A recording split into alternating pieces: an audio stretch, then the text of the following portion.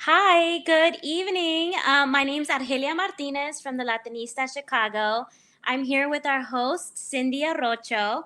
I'm so happy to introduce her as well as get this evening started.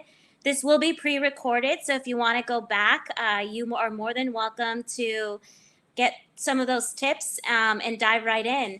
So today we're going to talk about how to flex your personal finance muscle, which hasn't been, it's the topic is even more so important now.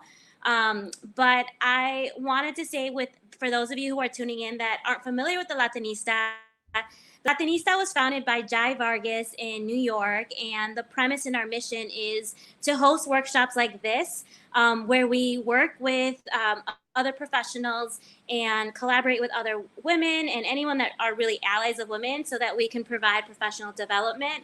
And a lot of those topics range from like career development to building a community so that we can network and help each other up as we move up the ladder. But finance is one of our key topics that we really like to dive into because the Latinista has really been invested in doing education around pay equity. So I'm so happy to have Cindy here, and she's a financial from Northwestern Mutual. I will hold off on my introduction because Cindy has a video that she wants to share with us that can tell us more about her backstory, which I thought was just a beautiful video to share that's really relatable, especially as a first generation Latina. So if you want to share your screen, we can see that, and then we'll move into the 45 minutes of the presentation and save Q&A for the last 15 minutes. I'll be sure to navigate the Q&A on the side, but hola, and so happy to be here.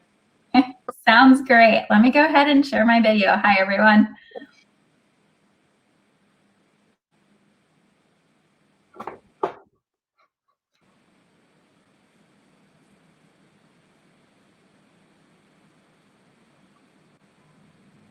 I was born in a small town called San Sebastian, Puerto Rico. Oops. I was immersed in both cultures, in the American culture, but also the very like Puerto Rican countryside. Always force us to speak Spanish.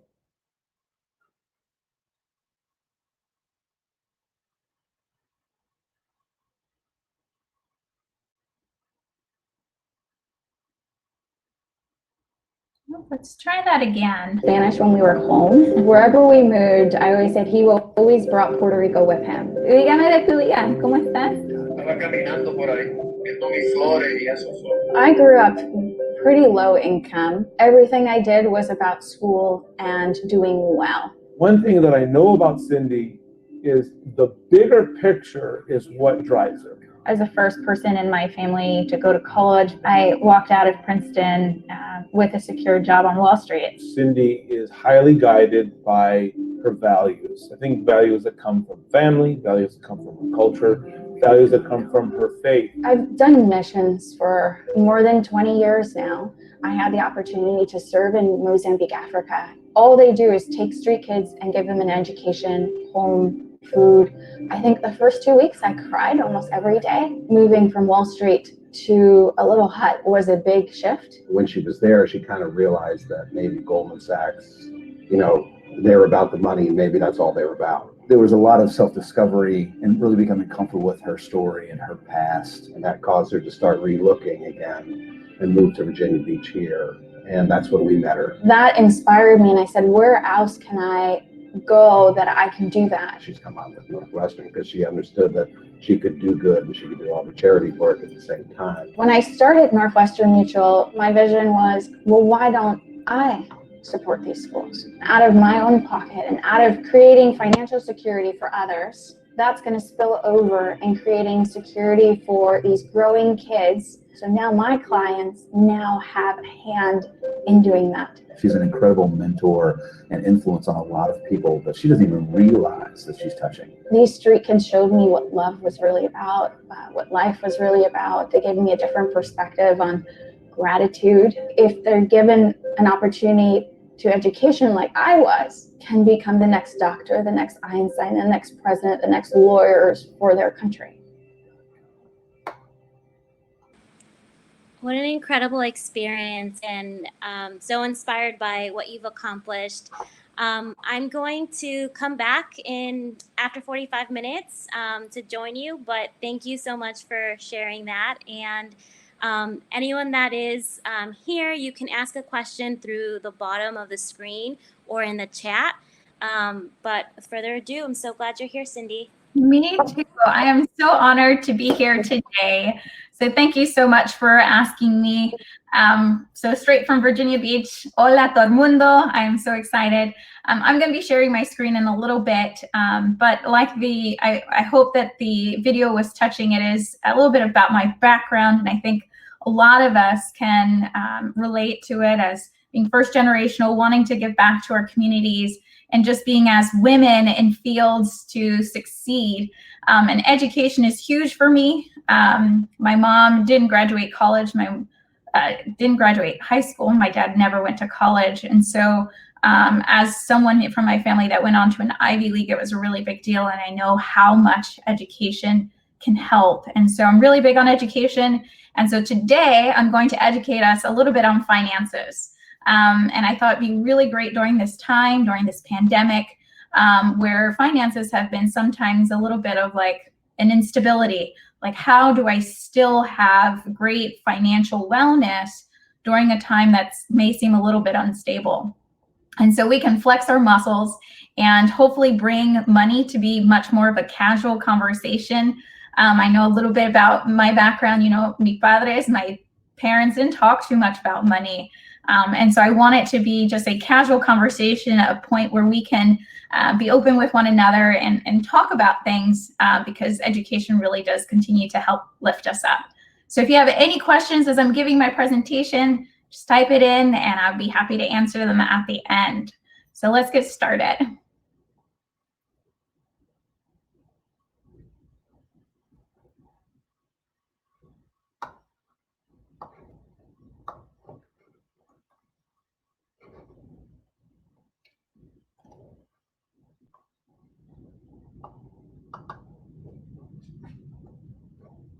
All right.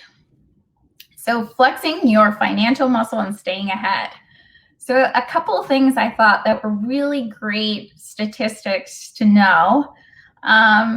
First, let's celebrate our success. Women control about more than 51% of US personal wealth now. So that's more than half, more than 51%, and that's growing each and every year. By the end of this year, women are expected to hold two-thirds of the US wealth. And women are the primary source of income now in 40% of households. Women make up about 48% of the country's millionaires, so about 50% as well, almost split down the middle, which is exciting because more and more women are graduating college than men these days. So it goes to show that we're also catching up on the financial successful endeavors as well. A little bit about Latinos and Hispanics. Today, there are 4.65 million Hispanic-owned companies. That's representing 14% of the 33 million total US businesses. So we continue to outpace other types of businesses in our growth. We grew from 40.2% from 2012 to 2018. That's more than twice the rate of other firms in the United States. So we are the fastest growing segment in terms of businesses in the country. So way to go, high five. So what do you see for your future? I think we have a glimpse of what it could look like in the future for women and Latinos in America in terms of our ability to hold wealth. What do you see for your future? And hopefully you see some great things and I can help you get there in terms of some of that being financially fit. So with that said, we're going to do something fun and we're going to answer 8 questions. And what I want you to do is in the chat, I want you to put your score down, non-judgmental. This is just to see where everyone is and we're all at different levels. So I'm going to highlight here these 8 questions. I'm gonna give you some time.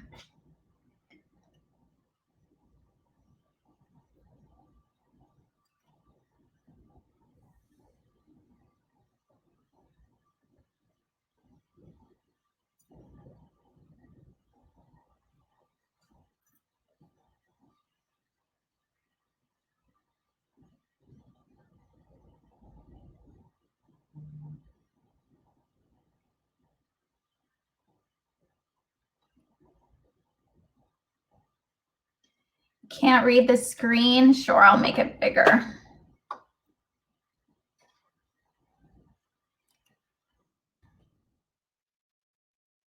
Is that better?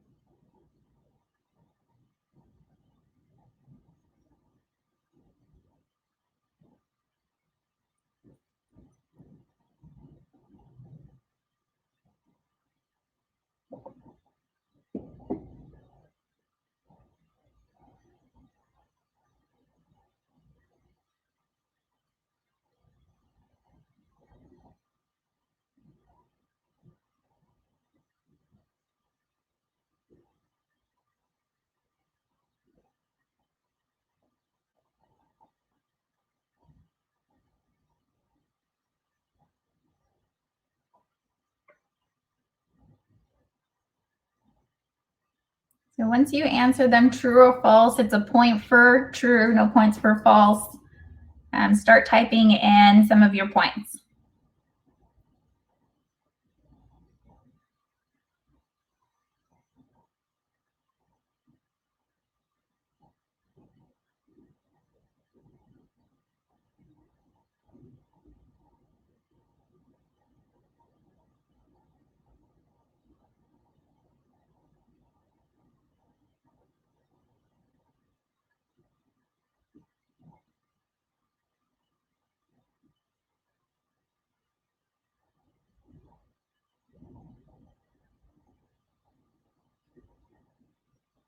I'll give about 10 more seconds.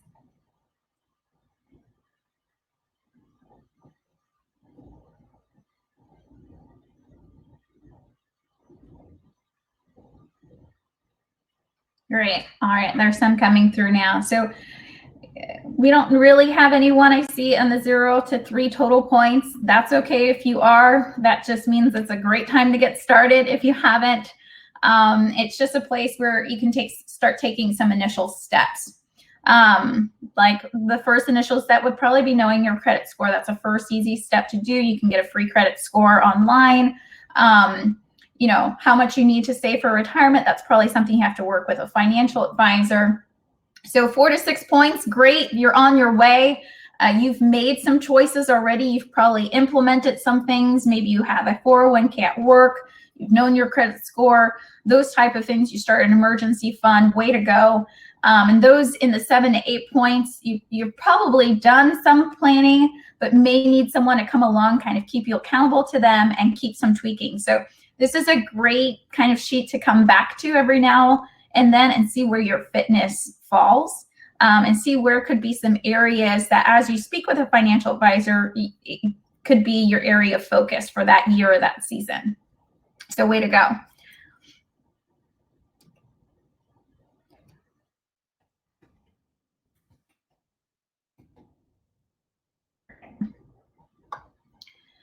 So do you have a plan to reach your financial goals in the future that you see? Can you see a plan put in place?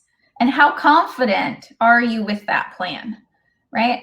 Like you probably heard, if you fail to plan, you plan to fail, right? It's really important to have a plan for everything that we do, particularly when it comes to our finances. You know, what is your plan for emergency savings? What is your plan if you were to fall, you know, sick or ill? How do we keep with the finances at home? What happens as a family member becomes ill?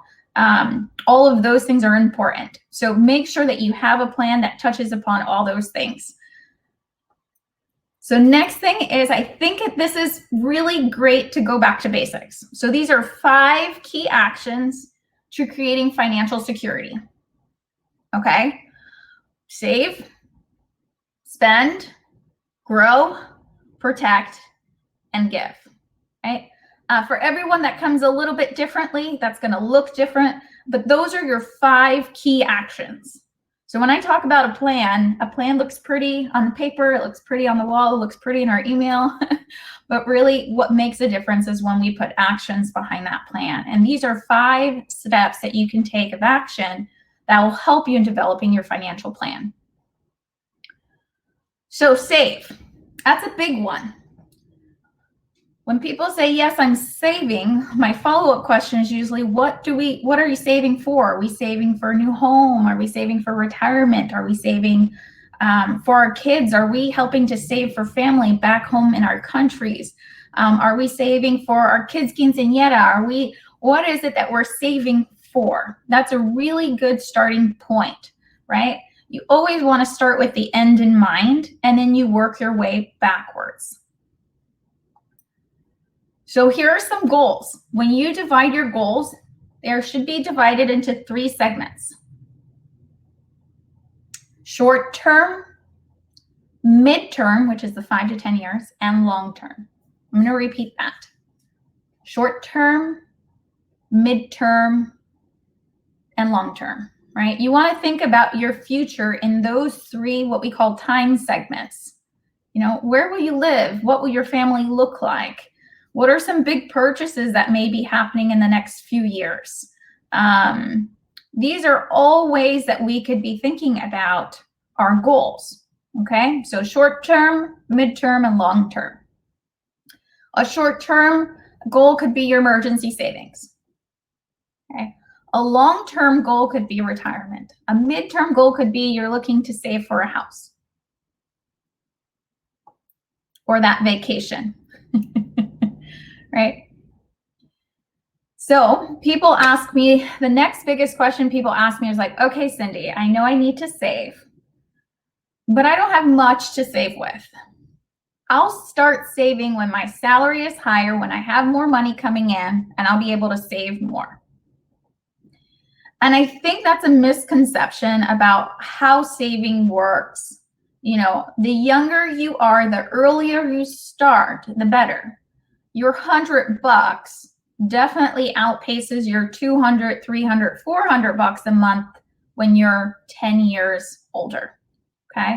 So what I love about this slide is it absolutely tells us how important it is to start saving, even if we don't feel like it's some grandiose number, right? If I started saving at age 25, $100 a month, just putting it away, $100 a month, and that's all I did until age 65.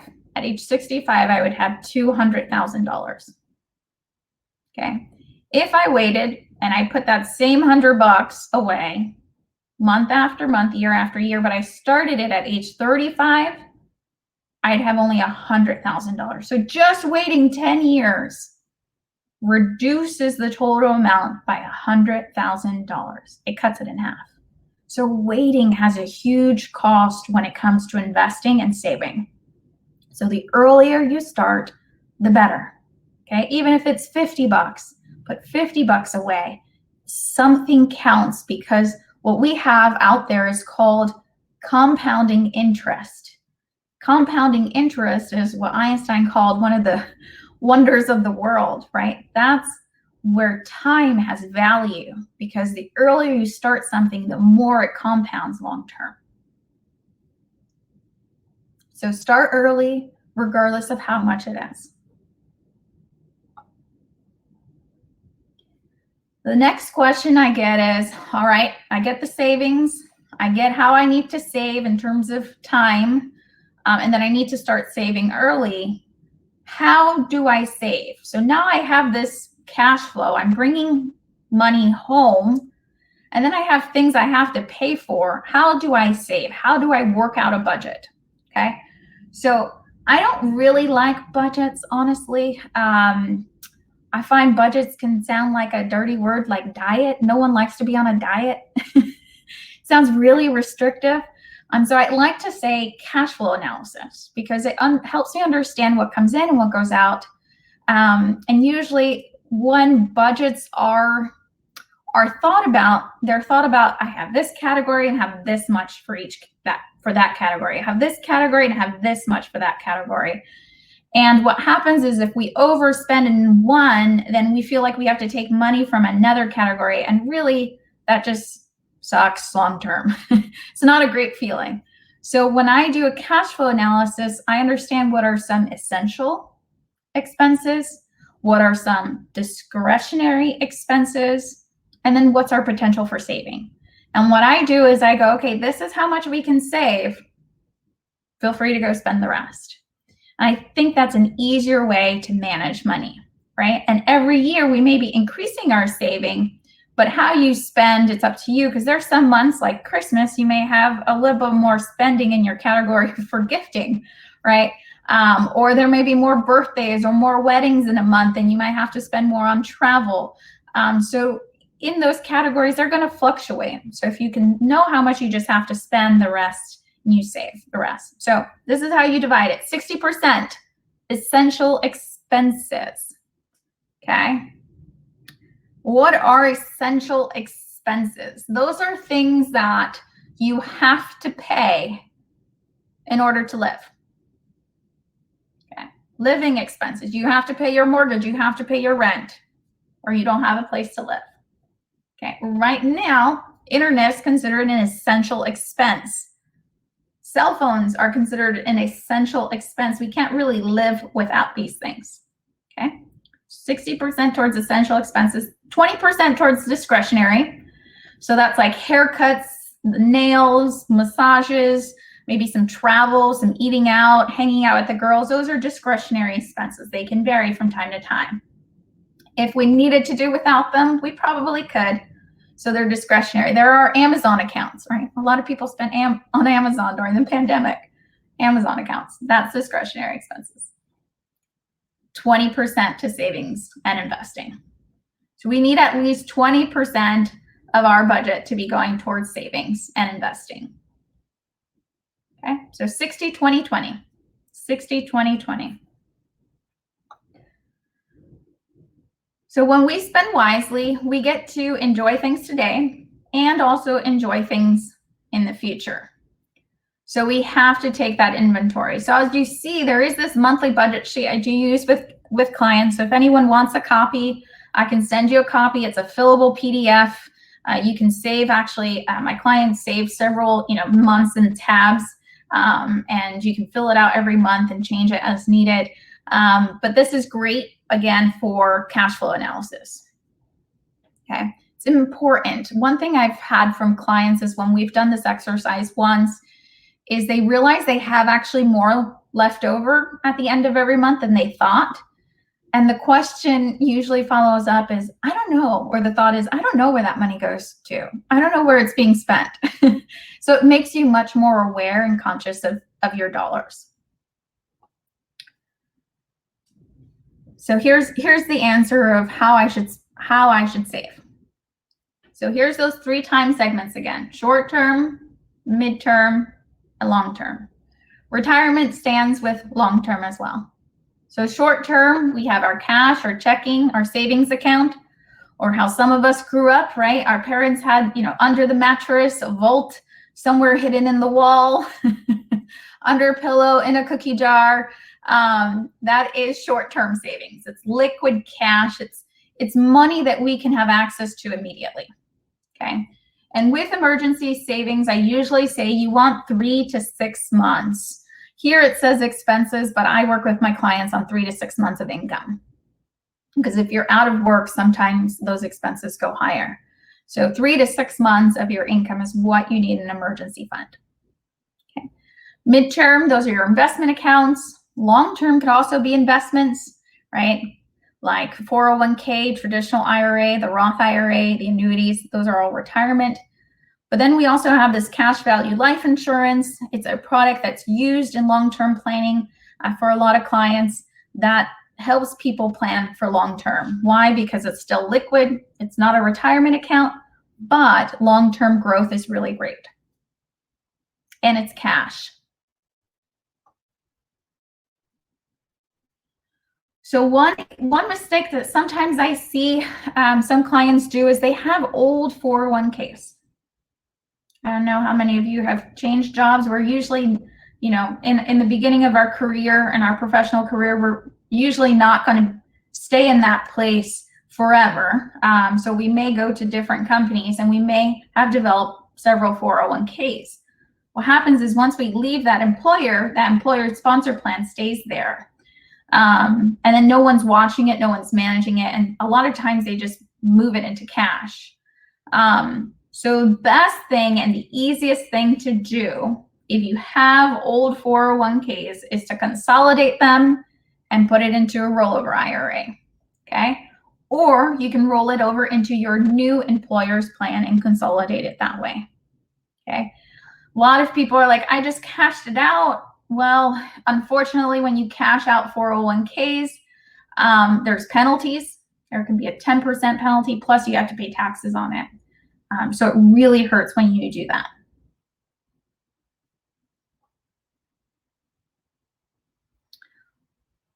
The other part of your plan, so we've learned about saving.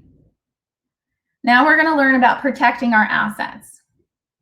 There's a couple of things in protecting our assets. Disability insurance is something a lot of employers give, long-term disability. You want to make sure you take advantage of that plan. If you were to have a disability, a lot of employers will pay 50 to 60% of your income, okay? The downside of that is that it's only for 2 years.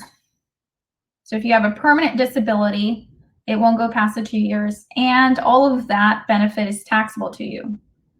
So if they say we're going to give you 60% of your income, that gets taxed, and really you're bringing home half of your paycheck that month. Most of us can't live off half our paycheck, right? And I know we're young, we're invincible, but life happens. And, you know, as much as we put, you know, insurance on these things in our homes that we pay a lot for, you know, I think it's really important to protect our asset, which is our ability to work. Because if we can't go to work, we can't make money. So we need to protect ourselves as assets. So what we do is we look at what your employer sponsor plan gives and we supplement that. So we can't, no one can be 100% covered unless you work for the government or the military. So we come closer to 70 to 80% of your income. So if something were to happen, you bring home the majority of your income. And disability can happen a lot of ways. You know, it's not, you know, the bus running over your arm. It could be back problems, pregnancy complications, heart attack, strokes, cancer. You know, we've had law firm partners go out on disability, young partners, because they were receiving cancer treatments and they just weren't able to work. It left them weak. And so they went out on disability. Like I said, there's group disability insurance. So we'll talk about, like I explained, most group plans have some sort of cap, and that's usually about 60%. Remember, you also have to be full-time to be under group disability insurance. Life insurance, I get a lot of questions, particularly from my Latino families on life insurance. You know, there's a lot of stories out there of, you know, Uncle Theo passed away, and so now we all have to get together and, you know, kind of bring together some money. How much can you put in the pot? So we got to, you know, bury Theo. We have to pay for the casket and the church service. And of course we have to eat afterwards, right? And so a lot of families, particularly Latino families, don't know, one, if they do have life insurance, they're not sure who has it, and two, how much they have. So it's really important to take an inventory. You know, I've had the hard conversations, like I know I'm the oldest of 5. And so I've talked to my parents, and I can tell it's a little awkward, uncomfortable. And I'm like, hey, do you guys have life insurance? You know, I'm learning about this in my classes, and it's really important. This was years ago. And I was just wondering if you all ever heard about life insurance, and do you recommend it to anyone? And they said, you know, mom couldn't get it because she had a heart attack. So my mom is actually not able, she's uninsurable to get life insurance. So what happened was my mom had life insurance. She let it run out. So she didn't pay for it. So she let it lapse. And then when she needed it, she had already had a heart attack.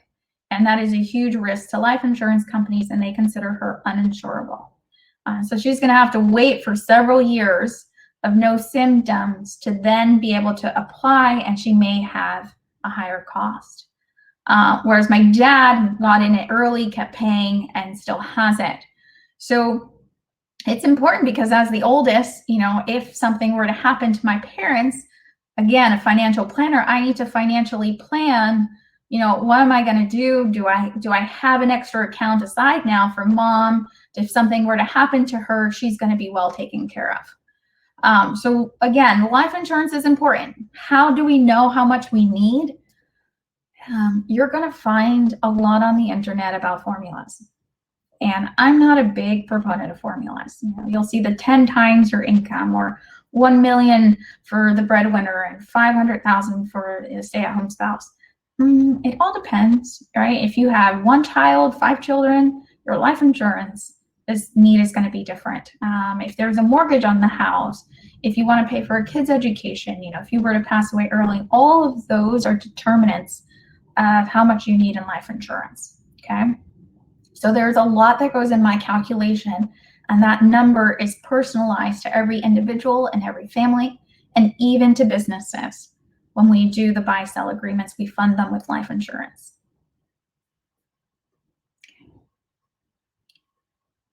All right, so that was the protect part. Now we're going to optimize, and optimize is really just about paying your debts off efficiently. Okay, so Americans do have credit card debt, and there's no judgment or shame. It's just, all right, what's the best way to pay these off so we can free up some cash to have more to save, right? So what we do is we set a goal to pay off all credit card debt within 5 years.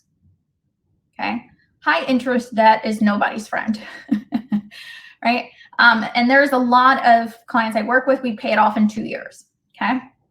So how do we do that? There's a strategy, you know, there's a lot of strategies out there that we do utilize, like the snowball effect. There is the ratio where you're using the interest to the minimum payment and how that's coming about when I look at all of the debt. And then I just do some calculations on my end and kind of figure out the best formula for you. So really, we don't want to overpay on all of our credit cards. And that was the biggest mistake I've seen over and over again, is everyone puts a little bit extra on all the credit cards. If anything, the simplest thing to manage your debt is pay minimum on everything and overpay on one. So everything that you're paying extra on all the other ones, you overpay on one, you'll get rid of that one faster, and you can go ahead and snowball. And you'll find actually you'll feel a lot better because you'll start getting rid of things. In addition to that, you'll get excited, you're gonna have more cash to free up, and you're gonna have the ability to meet your goals a lot faster. So managing debt is really important. Part of debt is student loans, yay. A lot of us have them, and there's different routes to loans. There's the government loans, there's the private loans, there's a lot of the physicians I work with, they have gone the public loan for this route. In 2017, it had been 10 years, over 80% for forgiveness did not get it. For 10 years, qualifying payments. Well, and So it's important that if you go down the public loan forgiveness route, you do work with someone that can make sure you're making your quality payments. Okay. The government loans right now, they are deferred. What a lot of clients have done is some of them have taken advantage, and with 0%, they just pay off a larger student loan because it went straight to principal. Or what they've done is they've held on to it and they said, well, we have this big thing that we're about to happen next year. Now we can refunnel that cash to saving for it. So it can give you a lot of flexibility right now that those payments were deferred. Loan consolidation is also important, but please do know there's a big difference between the loan forgiveness and the government loans and the private loans. The biggest difference is if you were to pass away and you have government loans, they pass away with you. If you were to pass away and you have consolidated private student loans, if you're married, your spouse has to pay them off. They are not forgiven. Okay? And that's usually why we include life insurance. Life insurance would pay it off, but do know that difference. Okay? It is great to sometimes consolidate it if you're looking for a lower interest rate and paying them off faster. Just make sure if you do consolidate it, you get a small term insurance to cover it. Managing mortgage debt. Another question I get in the debt segment of the plan. Right now, everyone's refinancing their homes. I have clients who are less than 2.75% now on their mortgage, and they were about 5% before. So what that does, it lowers how much your principal is growing and lowers your monthly payment. So a lot of clients are still making the same monthly payment, but now it's going more towards principal and they're paying off their house faster. So it's a great time if you're thinking about refinancing your home. There's a couple of things to go into making that decision, but if that decision holds as a great one, it is a good time to do it. Okay. Another thing is if you don't refinance, another cool thing is if you pay like on a $300,000 mortgage, you pay $240 extra each month, right? On the life of that loan, you actually save $57,000 in interest, and you pay off your loan 7 years faster.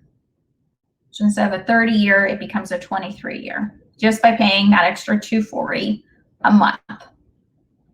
So every little bit counts. The exciting part of the plan is the grow phase. So I'm saving, I'm protecting my assets, I'm paying off my debt. Now the next thing is to grow, right? How to best manage my money going forward. Because I've worked really hard for it, how can I make sure that my money is working hard for me? Like I said, a lot of us probably grew up with parents or grandparents that didn't trust investments, right? We're very conservative in our outlook. And so what we do is we just put the money in the bank, and we put hundreds and thousands of dollars in the bank. But right now, banks are making less than 1% interest. And what happens in about 5 years, 10 years, if we keep doing that, we lose what's called purchasing power. And so that money is not growing. So what happens in 10 years is the gallon of milk, how much it costs today, is going to be a lot higher tomorrow. But our money hasn't caught up with that growth. And so we're actually going to be able to buy less in the future if we keep it in the bank. So there's a good balance to have, but know that it's really important to make sure that your money is growing for you.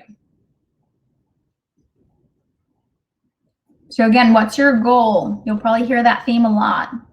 What would you like to do? When do you want to retire? What house do you want? What's your risk tolerance? Are you conservative? Right? So if I put you in an aggressive fund, are you going to be looking at your statement with sweaty palms? Or are you an aggressive investor? And if I put you in something conservative, you'll probably be mad at me that it's not growing. So knowing your risk tolerance is really important when working with a financial advisor and investing, right? And also knowing your time horizon. Do we have 3 years, 5 years, 20 years, 30 years? That will also help guide how we invest.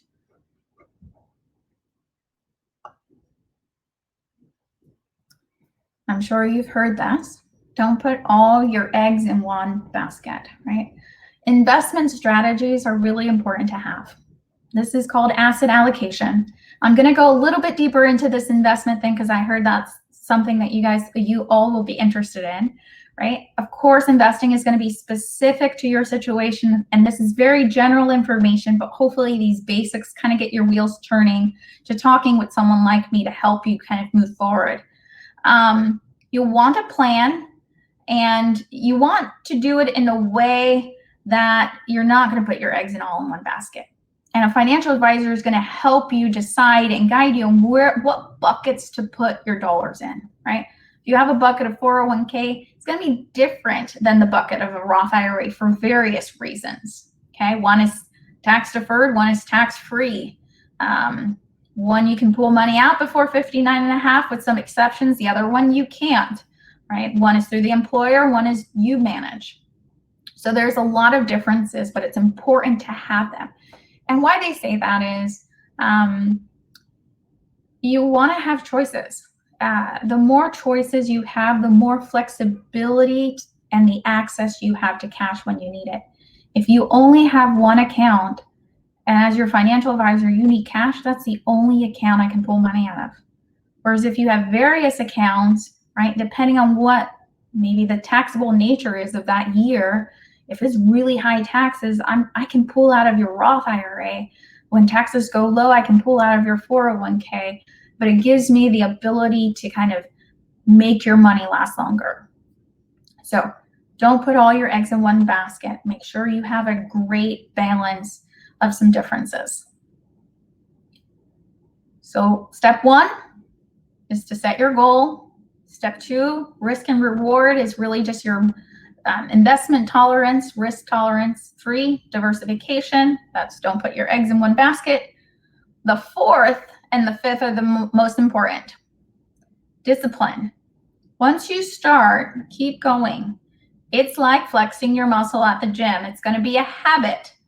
Or, when I was in school learning a new language, I was learning Hebrew, and my teacher said, how overgrown is your bunny trail? He would ask me. And that meant, have you been practicing? Are your habits still there where it's not overgrown, that you're still making a way through the forest? And so when you go to the gym, right, you don't start with 1,000 push-ups. Maybe some of you do, but I can't.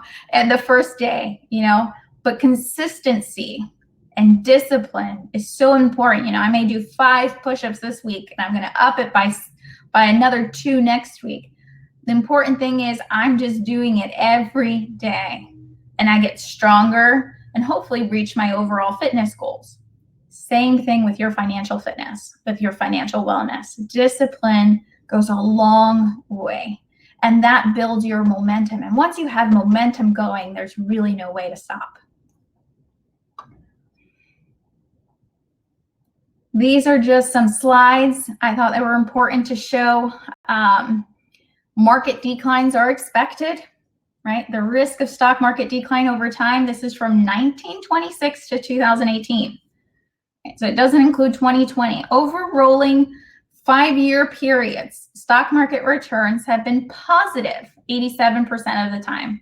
So that's 14% more often than what you're looking at in individual years. So if you take 5 rolling years, segment of 5 rolling years, 87% of the time, that's going to have a positive return.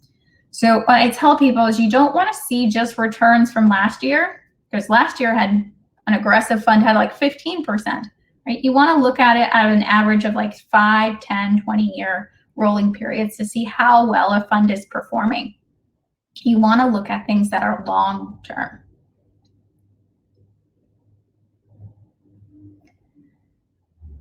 Develop a diversified investment program. Again, don't put all your eggs in one basket, and time frame is really important. Here's how you can diversify with stocks and bonds. Stocks. So we have large cap, which are large company stocks. Okay, they're going to be your Coca-Cola, Colgate. You're going to have small company stocks. Those are your pharmaceuticals. Those are just things companies are getting started. So they're a lot more riskier. They may have better returns, but they may also have harder losses. International stocks.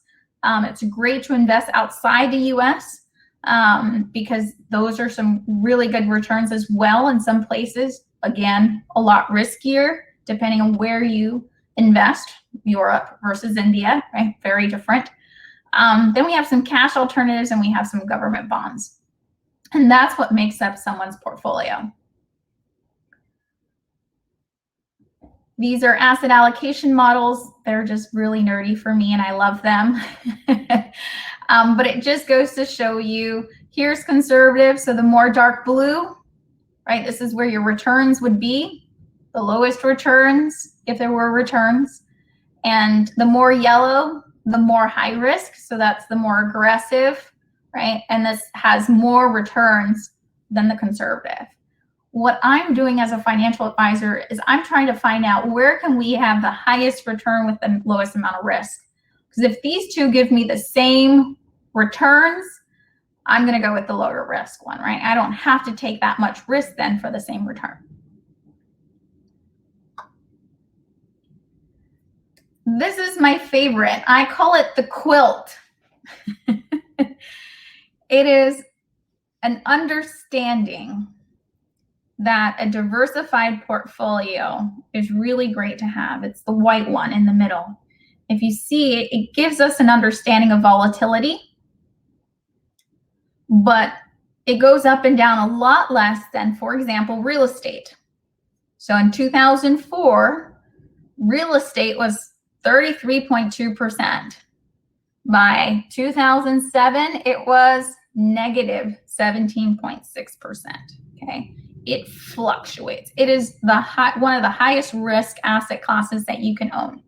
Okay, but there can be some really good returns with it. Okay, you want something that in terms of timing the market, right? You want something that's going to be a winner year after year after year. And that's where the diversification comes in. You just don't want one asset class. You want all of them, and that optimizes your portfolio. So like I said, it takes discipline, and that's where the compounding interest comes in. The earlier you start, the better you will be long-term. And momentum is your best friend. Right? And so if you build momentum, I don't know about you, sometimes I was a soccer player, yay. And when I go running, sometimes I get really tired. And I'm like, I'm gonna stop. But I just keep going because I have momentum. And even though I'm tired and I just keep going and I'm like, you know what, just to that corner. And I get to that corner, I'm like, well, maybe I can go a little bit more. All of a sudden I get a second wind. And I just go further than what I thought I was before. Momentum is so important because it can take us further than if we didn't have it, right? It just takes our energy and kind of compounds it long term. So let your progress build on itself. This is where that money is working hard for you, okay? With investments, and any dividends that you earn, like dividend earning stocks, gets reinvested, and that's how your cash grows, okay? These are the ability to be reinvesting with stocks. You see this dark blue? This dark blue is, you see stocks that have been reinvested in someone's portfolio. This yellow is bonds that have been reinvested. So reinvesting can definitely help build the value of your portfolio even faster. So this is just a summation again. You set your goal. You understand your risk. You don't put everything in one basket. You discipline, give it time. Consistency is key, and let that momentum keep building. Okay? How do you all do this? Because it's really tiring if you're doing it on your own. And it's very time consuming, right? make sure that you work with a professional. Okay, that is key. Work with someone who you trust, someone that can understand you, right? Sometimes I'm working with Latino families and they're, I know that they're sending money back home. And so I'm going to include that as part of their plan. Or I'm working with some restaurant owners and, they tell me, they want to save for their daughter's quinceañera. Those are important things to work with a financial advisor that can relate to you, that can know what your values and what's important to you. And so make sure that they also will support you, but also push you, right? A good trainer can push you to keep growing so that your financial fitness overall becomes stronger each year. And last but not least, make sure that you give back. I think it's important for every financial plan. I think this is where a lot of us in our Latino cultures, we don't only think of ourselves, we think of people outside of us. We give of our time, right? We also give of our money. And that's a big part of why I'm starting these schools in developing countries and helping street children who may not have had a chance to education, have a chance to education and become something in their country. And so, some of us are giving back to our families or making sure that our parents may have a great, an easier retirement because they worked so hard and weren't able to save for retirement. Whatever it is, whatever giving that you have, make sure that that's a part of your plan because that's going to make you feel like that's why we work so hard as well. It's a huge value and so important and meaningful to our overall security. But with that said, make sure you take care of yourself first, and then we are able to help others. So those are our 5 keys.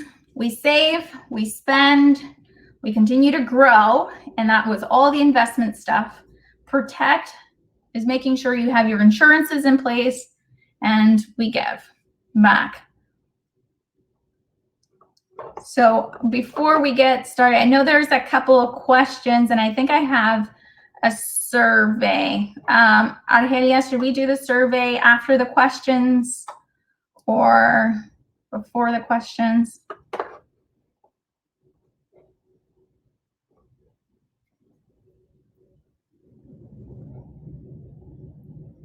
Okay, let's do it before. So let me share my screen. There is a QR code. If you can scan it in your phone, takes 5 minutes to fill out the survey. Gives me some information, also gives me some good feedback. And if you're interested in meeting with someone like me, great. If not, that's great, but gives me feedback as well. So I'll share that with you.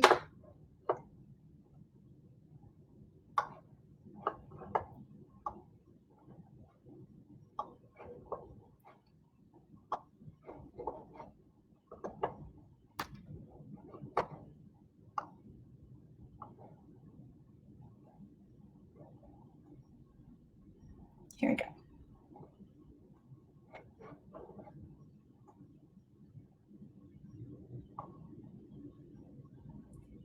All right, so if you can scan that code into your phones, or I also included the link and take a few minutes to respond.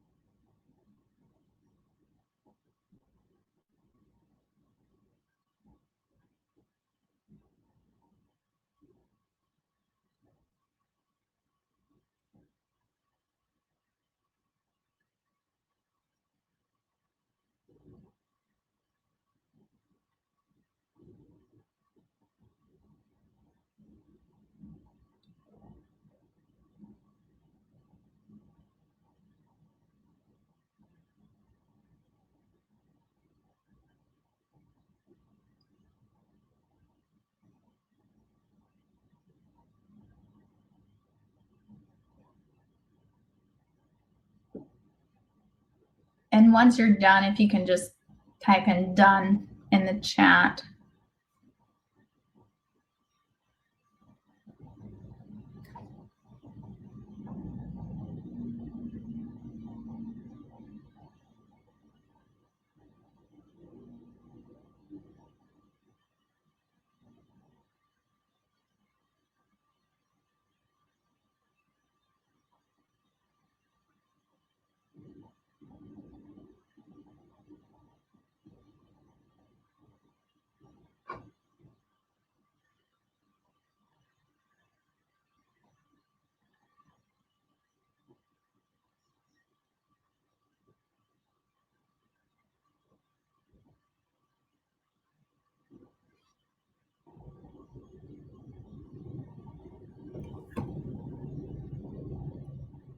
Just gonna minimize it for a second.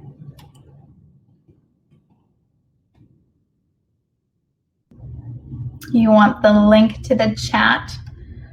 Sure, I think I can do that.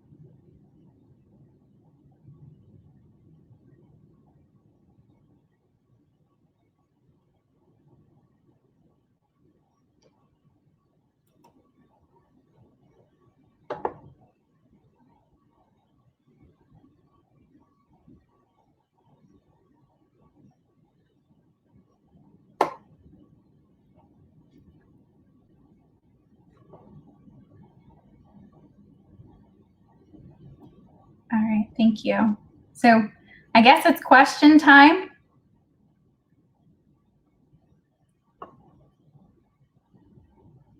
We'll send out the survey to those registered. So you'll get the link that way as well.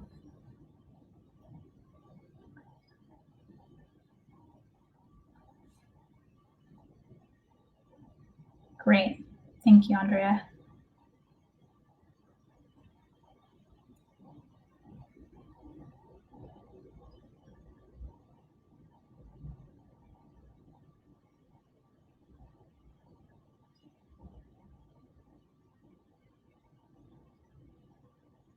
So what questions do we have?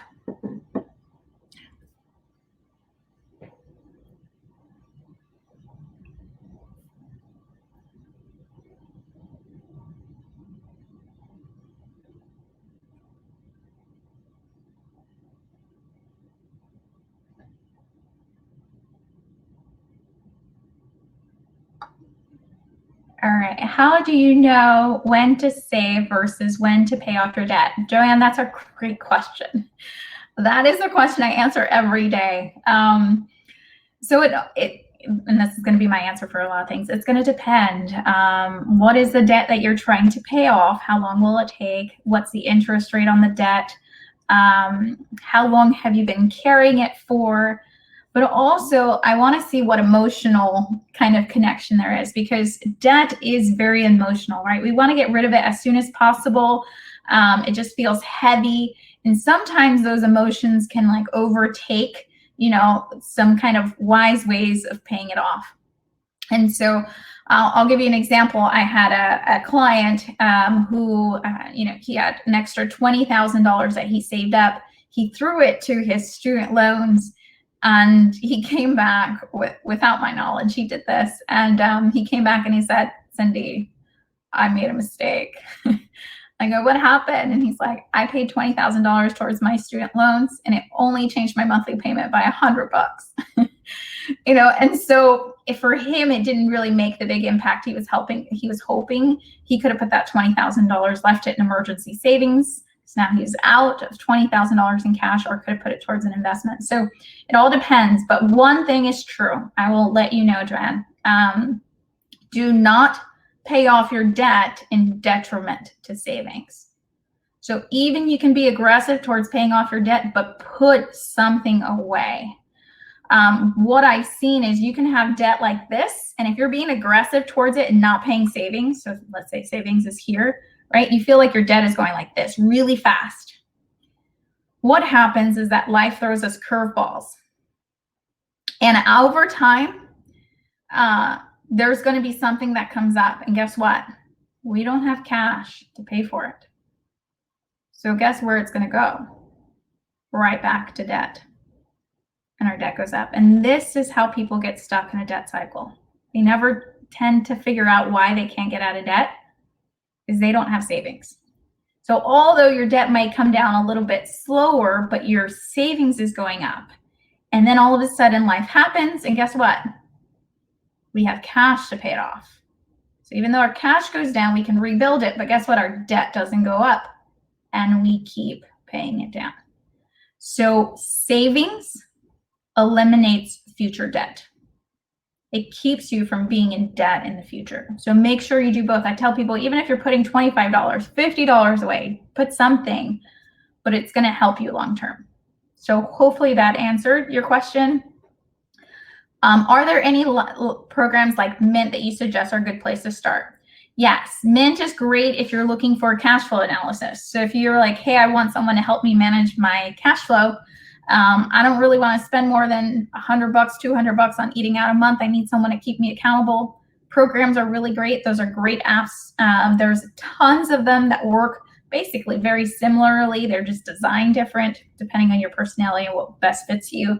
But mint.com is very, very easy to use. A lot of clients have used it in the past. It's never too late to save for retirement, even if you're in your 30s.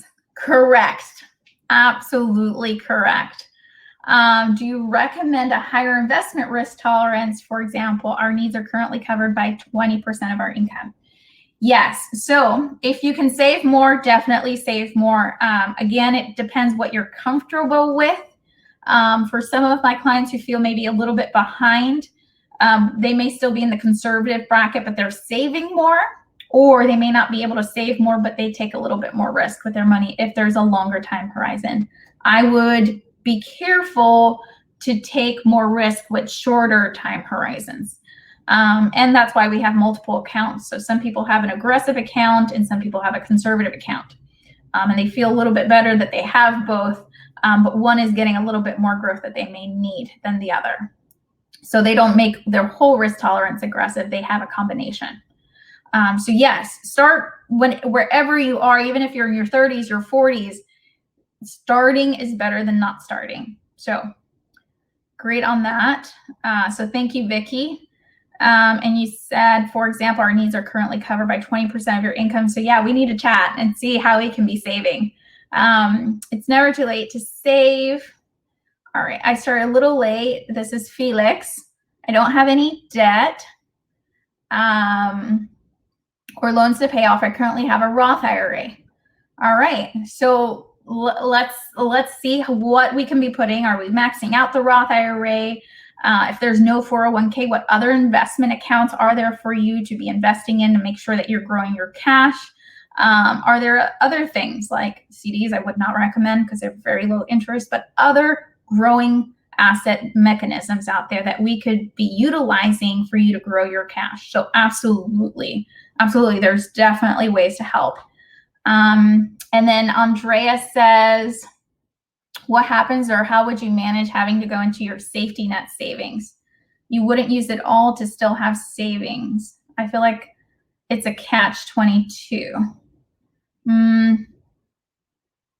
So yes and no. So your safety net is there exactly that, to catch you when you fall. And safety nets are meant to be rebuilt. So you use it because you don't want to put it on debt and then pay interest on that because you're actually paying more for it then. So you use it and you have, man, I'm so excited and so lucky that I do have the cash to pay it. And then you just rebuild again. And so a lot of emergency savings, sometimes people don't use it for 5, 6 years, and then something happens, they use it, and then again, it's 5, 6, 10 years. So it's not something that we're going in year after year to use. Hopefully not, maybe there are some other methods or something else going on with the financial plan that needs to be tweaked if that's happening.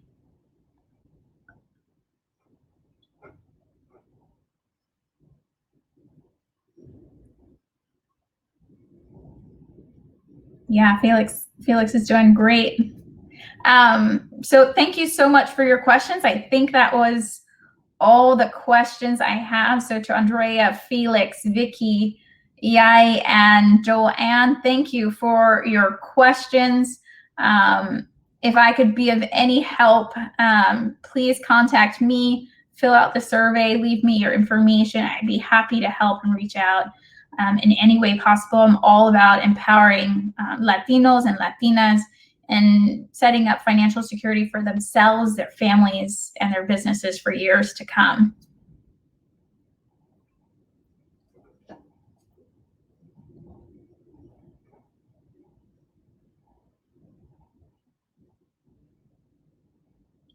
Great, thanks, Felix. So are we having anyone come in to close us?